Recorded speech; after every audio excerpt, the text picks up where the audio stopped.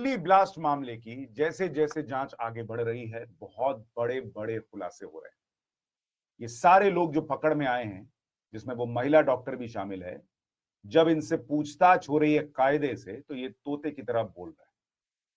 और अभी भी इनसे बहुत जानकारियां निकलनी बाकी हैं, लेकिन अब जो खुलासे हो रहे हैं वो बहुत शॉकिंग है, जो इस वीडियो में आज आपको बताने वाला हूं, क्योंकि इस वक्त देश में इन 5 चेहरों की चर्चा हर जगह है। जिसमें से डॉक्टर उमर जो चश्मे वाला है वो तो ऊपर निकल लिया कहा जा रहा है, किसी ने ब्लास्ट किया था। लेकिन ये मुजम्मिल और बाकी 4 लोग जो पकड़े गए, इनके पास से जो जानकारी मिल रही है, ये बहुत शॉकिंग और बहुत गंभीर जानकारी है, जिसके बारे में आज आपको बताऊंगा तो आप भी हैरान रह जाएंगे। पहली जो बड़ी जानकारी अब निकल कर आई है वो ये कि ये लोग दिल्ली में, दिल्ली क्या देश में, दिवाली पर बड़े धमाके की फिराक में थे। फिर प्लान को इन्होंने पोस्टपोन किया। दिल्ली ब्लास्ट केस के बाद जब पूछताछ हो रही है, तो ये जानकारी मिल रही है कि ये लोग दिवाली को टारगेट कर रहे थे बॉस। और इन्होंने लास्ट मिनट प्रोग्राम जो है वो कैंसिल किया और चेंज किया। वो क्यों किया, वीडियो में आपको आगे बताऊंगा, उसके बारे में क्या है पता चल रहा है। दूसरी चीज, ये लोग दिल्ली ही नहीं, राम मंदिर और काशी विश्वनाथ मंदिर को भी निशाने पर लेने वाले थे।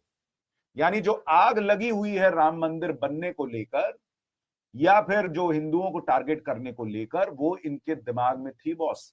और इसीलिए कहा जा रहा है कि ये लोग दिल्ली के अलावा देश के अलग हिस्सों में जो अटैक करते सो करते, वो गुजरात में केमिकल अटैक करते सो करते, लेकिन उसके अलावा ये लोग राम मंदिर और काशी विश्वनाथ मंदिर को टारगेट करने वाले थे।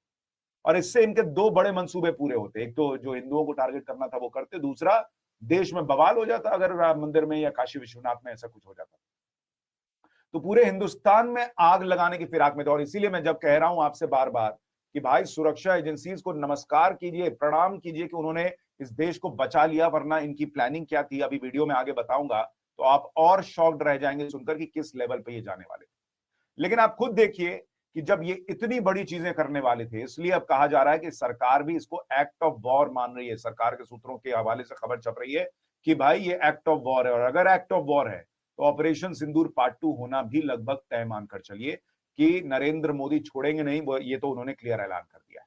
लेकिन अभी संकट एक और बड़ा है। कहा जा रहा है, कुछ मीडिया रिपोर्ट्स में दावा किया जा रहा है कि दिल्ली में अभी भी कोई एक कार घूम रही है। ब्लास्ट के बाद एक और नया खुलासा होने की बात है कि क्या एक और कार घूम रही है, उसको लेकर क्या जानकारी निकली है और उस पर क्या जानकारी मिल रही है, बड़ा सवाल है। क्योंकि कई लोग ये कह रहे हैं, ये भी खबर आई कि जो ये सो कॉल्ड डॉक्टर मॉड्यूल था, डॉक्टर क्या थे, तो जान बचाने वाले थे नहीं, ये तो मारने वाले लोग थे। तो ये लोग जो है डॉक्टर मॉड्यूल जो है, इसने 2 और कार खरीदी थी। जो दिल्ली में कार फटी, उसके अलावा 2 और कार।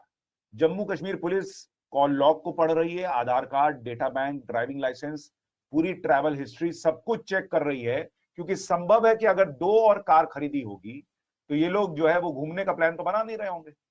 भाई इनके दिमाग में तो यही चल रहा था कि दूसरों को ऊपर कैसे भेजना है, ये खुद कहां जाएंगे, इनका प्लानिंग थोड़ी था। तो वो 2 कार कहां है, इसको लेकर एक बड़ा प्रश्न है। दूसरा बड़ा प्रश्न है कि कुछ ऐसी भी बातें चल रही कि कहीं और एक्सप्लोजिव तो नहीं है, जैसा कि वहां से फरीदाबाद से 2600 किलो एक्सप्लोजिव मिलने के बावजूद आप देखिए लाल किले में ब्लास्ट हो पाया। तो क्या इन लोगों ने और भी कहीं इस तरह की कोई हिसाब तो नहीं रखा हुआ है? और इसलिए बहुत तेजी से मैं अगर आपको दिखाऊं, देश के अलग अलग हिस्सों में जो है वो सर्च ऑपरेशन चल रहा है। आप देखिए जम्मू कश्मीर में अलग अलग जगहों पर छापेमारी चल रही है, ठिकाने सर्च किए जा रहे हैं। और मुझे कई बार बड़ा अफसोस होता है, इस देश ने कश्मीर के लोगों को क्या नहीं दिया, फिर भी वहां कुछ लोग जो है छुपकर चलाते हैं, कुछ लोग जो हैं वो आतंकियों के जनाजे में जाते हैं, और कुछ लोग जो हैं वो टेररिस्ट के इस पूरे काम में, टेररिज्म के इस काम में लगे रहते हैं। क्या चाहिए इनको, और मुझे तो समझ में नहीं आता कि इस देश से इनको क्या कलेजा काट के दे दें, क्या कर दें, वो भी दे ही दिया है ऑलमोस्ट, फिर भी ये लोग रुकने वाले नहीं। तो इसीलिए बहुत तेजी से जांच आगे बढ़ाई जा रही है कि कहीं कुछ और चीज जो है वो ना प्लान की हो इन लोगों ने। दिल्ली ब्लास्ट के बाद परवेज अंसारी के घर से 6 कीपैड वाले मोबाइल और इंटरनेशनल सिम भी बरामद हुआ है। विदेशी आकाओं से इसी से बात करता था। आप देखिए ये लोग कितने स्मार्ट हैं, स्मार्टफोन ट्रैक हो जाएगा, ये हो जाएगा, वो हो जाएगा, इसलिए कीपैड वाला मोबाइल यूज कर रहा है ताकि वहां हैंडलर से जो है वो बात हो जाए और सारी जानकारी जो है वो ले ली जाए। इसी बीच दिल्ली ब्लास्ट का एक लेटेस्ट सीसीटीवी फुटेज भी सामने आ गया है, जिसमें कार में धमाका होता भी दिख रहा है। क्योंकि कई लोगों के मन में प्रश्न था कि कहीं ये डॉक्टर उमर निकल के भाग तो नहीं गया होगा। तो उस सीसीटीवी फुटेज में क्या दिख रहा है, मैं आपको एक बार दिखाता हूं। वो जो सीसीटीवी फुटेज अब सामने आई है, जरा इसको गौर से देखिए एक बार। ये वो फुटेज है जिसमें आप देखेंगे कि ब्लास्ट होता हुआ एकदम से नजर आता है। ये देखिए, ट्रैफिक चल रहा है, पूरा ट्रैफिक जैम है, और अचानक से आप देखिए ब्लास्ट होता है।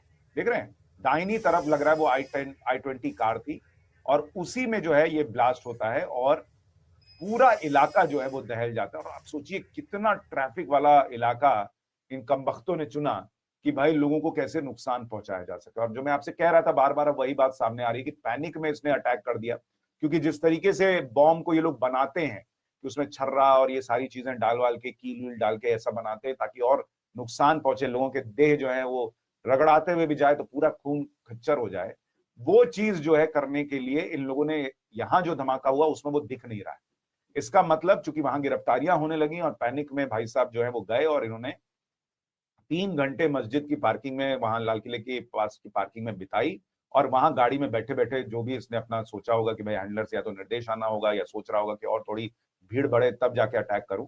और ये उस जैन मंदिर और हिंदू मंदिर के पास पहुंचता उसके पहले जो है इसने ब्लास्ट किया, क्योंकि वहां पे शायद पुलिस वुलिस दिख गई होगी, तो इसको लगा होगा कि हम वहां तक तो नहीं पहुंच पाऊंगा, पकड़ा जाऊंगा, तो यहीं पे कांड कर देता हूँ।